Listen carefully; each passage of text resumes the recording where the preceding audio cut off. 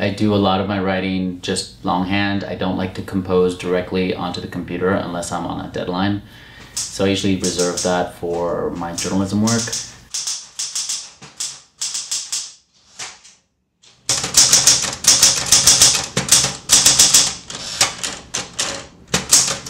But when I'm writing personal essays, the more narrative pieces, sometimes I also use a typewriter. I have 3 manual typewriters that I love working on.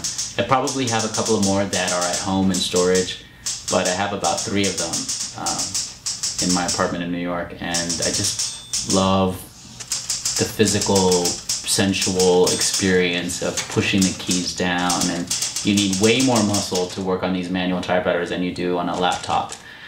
And I just love the noise, the bell, the hitting the carriage return. Wait, that's not how you hit it. You hit it this way.